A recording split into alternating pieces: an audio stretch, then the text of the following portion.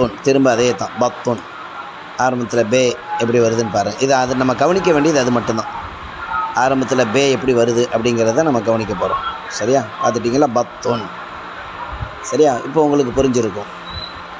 அடுத்து அதே தான் பே ஆரம்பத்தில் வர மாதிரி ஒரு 3 வார்த்தை, ஒரே வார்த்தை 3 தடவை.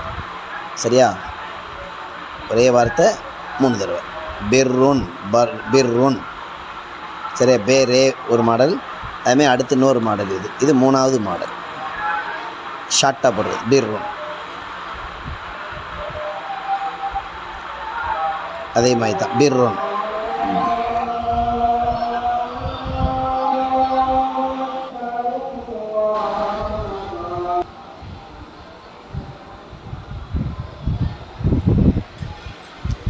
அடுத்து பரக்கத்துன். பாருங்கள், பே ஆரம்பத்தில் வருதுன்னா பரக்கத்துன். துன், பரக்கத்துன். இந்த பரக்கத்துங்கிற வார்த்தையே 3 தடவை நீங்கள் எழுதி பார்க்கணும்ல, அதுக்காக வேண்டி. சரியா?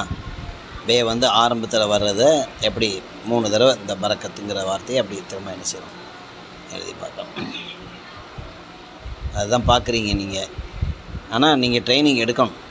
இதே மாதிரி அமைப்பில் என்ன செய்யணும், எழுதணும். அடுத்து பஹ்ருன்.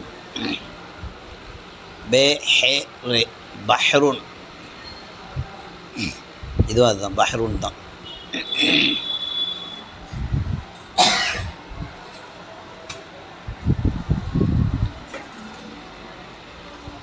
மூணு அமைப்பில். இந்த பஹ்ருனில் மட்டும் இந்த மாதிரி ஹேயோட பே வரும்போது மட்டும் இந்த மாடலில் எழுதலாம். ஹேயோட பே வருதுங்கிறப்ப, பேயோ தேயோ சேயோ ஏன்னா வருதுங்கிறப்ப இந்த அமைப்பில் எழுதலாம். கொம்பு மாதிரி வளைக்கும், கீழேருந்து அப்படியே மேலே தூக்கி என்ன செய்யணும்,